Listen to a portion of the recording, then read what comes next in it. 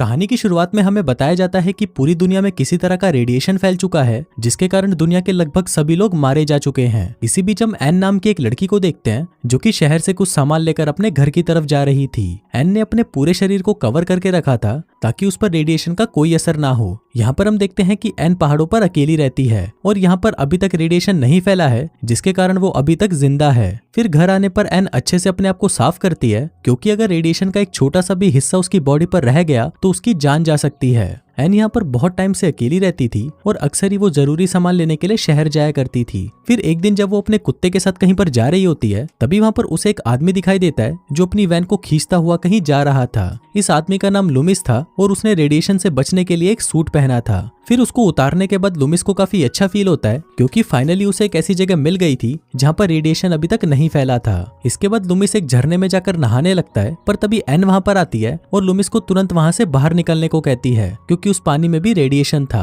अब लुमिस को जैसे ही इसके बारे में पता चलता है वो तुरंत बाहर आ जाता है पर तब तक लुमिस इन्फेक्टेड हो चुका था इसलिए उसे उल्टियां होना शुरू हो जाती हैं। अब लुमिस बहुत ही मुश्किल से अपनी वैन के पास आता है और एक इंजेक्शन लगाने की कोशिश करता है पर क्योंकि उसकी हालत बहुत ज्यादा खराब हो चुकी थी इसलिए वो उस इंजेक्शन को नहीं लगा पाता। तभी वो एन को उसे वो इंजेक्शन लगाने को कहता है और एन उसे वो इंजेक्शन लगा देती है। अब क्योंकि लुमिस काफी ज्यादा बीमार हो चुका था इसलिए एन उसे अपने घर ले आती है और उसकी देखभाल करने लगती है। एन गॉड से प्रार्थना भी करती है कि लुमिस को कुछ ना हो क्योंकि वो यहाँ पर बहुत टाइम से अकेली रह रही है और वो फिर से अकेली नहीं होना चाहती। अब इसके कुछ दिनों बाद लुमिस की कंडीशन बेटर होने लगती है और फिर एक दिन जब वो दोनों आपस में बात कर रहे होते हैं तभी लुमिस एन को बताता है कि ये जगह पूरी तरह पहाड़ों से घिरी हुई है इसलिए अभी तक यहाँ पर रेडिएशन नहीं पहुंचा। ये सुनकर एन उसे बोलती है कि ये जगह गॉड ने हमारे लिए बनाई है ताकि हम यहाँ पर जिंदा रह सकें। एन लुमिस को ये भी बताती है कि उसके फादर और भाई बाकी बचे हुए जिंदा लोगों को ढूंढने गए थे लेकिन आज तक वो वापस नहीं लौटे। फिर अगले दिन जब एन खेत में काम कर रही थी तभी लुमिस उसके पास आता है और उसे कहता है कि तुम्हें ट्रैक्टर का इस्तेमाल करना चाहिए पर इस पर एन उसे बोलती है कि इसमें पेट्रोल नहीं है और पेट्रोल पंप बिजली से चलता है जो काफी सालों से यहाँ पर नहीं है। पर इस पर लुमिस उसे बोलता है कि हम बिना बिजली के भी पेट्रोल पंप से पेट्रोल निकाल सकते हैं और फिर जब एन उसके इस तरीके को ट्राई करती है तो वो पेट्रोल निकालने में कामयाब रहती है। फिर रात को जब वो दोनों डिनर कर रहे होते हैं तो एन के पूछने पर लुमिस उसे बताता है कि वो अपने बाकी सर्वाइवर दोस्तों के साथ सरकार के दिए हुए बंकर में रह रहा था लेकिन उसे वहां पर कुछ अच्छा नहीं लग रहा था इसीलिए वो वहां से निकल गया।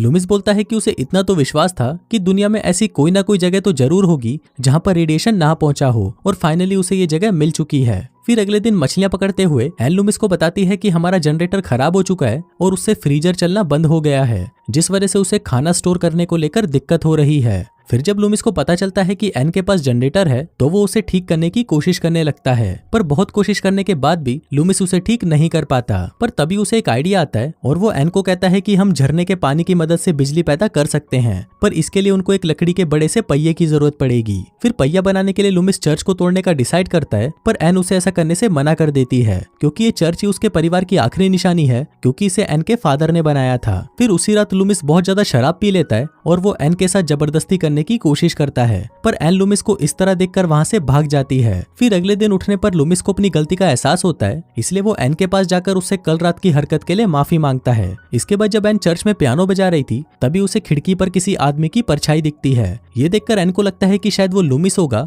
पर जब एन उससे इस बारे में पूछती है तो लुमिस उसे मना कर देता है और कहता है कि मुझे नहीं पता वो कौन था। फिर उसी रात एन तैयार होकर घर पर लुमिस के साथ कैंडल लाइट डिनर करती है और डिनर के बाद जब एन लुमिस के करीब आने लगती है तो लुमिस उसे वहीं रोक देता है और कहता है कि हमें जल्दबाजी नहीं करनी चाहिए और पहले हमें एक दूसरे को अच्छे से जान लेना चाहिए जिस पर एन भी उसकी इस बात से एग्री करती है। फिर अगले दिन एन लुमिस के पास आती है और वो चर्च को तोड़कर पहिया बनाने की बात पर एग्री हो जाती है पर इस पर लुमिस उसे मना कर देता है और कहता है कि हम कोई दूसरा रास्ता ढूंढ लेंगे। कुछ देर बाद एन को सेलेब नाम का एक और आदमी मिलता है और वो उसे अपने घर ले आती है पर लुमिस को सेलेब का वहां आना पसंद नहीं आता इसलिए वो उसे यहाँ से जाने को कहता है। इसके बाद लुमिस जब सेलेब की रेडिएशन लेवल को चेक करता है तो उसे पता चलता है कि सेलेब के अंदर थोड़ा बहुत रेडिएशन है जिस वजह से वो उसे बाहर ही रुकने को कहता है पर ये सब एन को बिल्कुल भी अच्छा नहीं लगता इसलिए वो लुमिस को कहती है कि हमें उसे घर के अंदर ले आना चाहिए क्योंकि वो पूरी रात बाहर नहीं रह पाएगा। अब लुमिस भी एन की बात मान लेता है और वो सेलेब को घर के अंदर आने के लिए बुला लेते हैं। इसके बाद जब वो तीनों साथ में खाना खा रहे थे तो लुमिस उनको अपनी एक कहानी बताता है कि एक बार जब वो पानी लेकर वापस अपनी वैन की तरफ आया तो वहां पर उसने एक लड़के को देखा जो रेडिएशन से तड़प रहा था। फिर वो लड़का लुमिस के हाथ में बंदूक देखकर उसे गोली मारने को कहता है पर लुमिस ने ऐसा नहीं किया और वो उसे वहीं छोड़कर वहां से चला गया।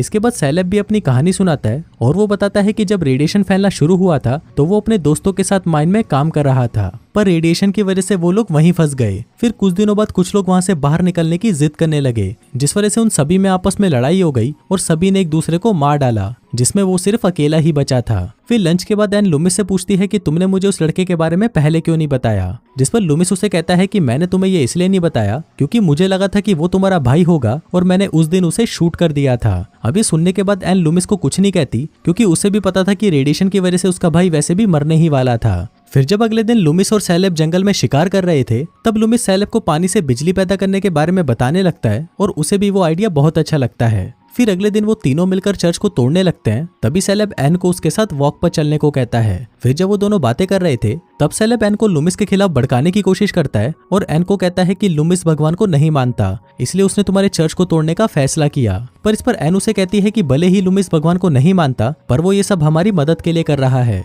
इसके बाद जब वो दोनों साथ में वापस आ रहे थे तो लूमिस उन्हें वहां पर देख लेता है और उन्हें साथ में देखकर लूमिस को उनसे जलन होने लगती है। फिर रात को लूमिस एन को बुलाकर कहता है कि अगर तुम सैलेब को पसंद करती हो तो मुझे इस बात से कोई प्रॉब्लम नहीं और तुम दोनों एक साथ में रह सकते हो। पर यह बात एन को बहुत बुरी लगती है, इसलिए वो गुस्से में वहां से चली जाती है। फिर अगले दिन से हम देखते हैं कि एन और लूमिस में बातें होना बहुत कम हो जाती हैं। दूसरी तरफ वो पहिया भी बनकर तैयार हो चुका था, इसलिए वो इस खुशी में उस रात को पार्टी करते हैं। पार्टी के बाद वो तीनों साथ में लेक पर नहाने भी जाते हैं, पर उसके बाद ही लूमिस एन के पास आकर उसे अपनी दिल की बात बता देता है कि अब वो उसे पसंद करने लगा है। पर एन इस पर उसे कोई जवाब नहीं देती और वहां से चली जाती है। अब लूमिस भी बहुत ज्यादा नशे में था, इसलिए वो घर आते ही सो जाता है। पर वहीं एन को नींद नहीं आ रही थी क्योंकि उसे समझ नहीं आ रहा था कि वो सैलेब और लूमिस में से किसे चुने, क्योंकि अब वो उन दोनों को ही पसंद करने लगी थी। अब इसी कंफ्यूजन में एन सैलेब के पास जाती है और वो दोनों पूरी रात एंजॉय करते हैं। फिर अगले दिन जब लूमिस सोकर उठता है तो वो देखता है कि एन और सैलेब कुछ अलग ही तरह से बिहेव कर रहे हैं, जिसको देखकर वो समझ जाता है कि इन दोनों के बीच में कल रात को कुछ तो हुआ था। इसके बाद लूमिस और सैलेब पहिया फिट करने के लिए झरने के पास जाते हैं और पहिया भी काम करना शुरू कर देता है। तभी सैलेब लूमिस का सूट पहनकर झरने में उतरकर काम कर रहा था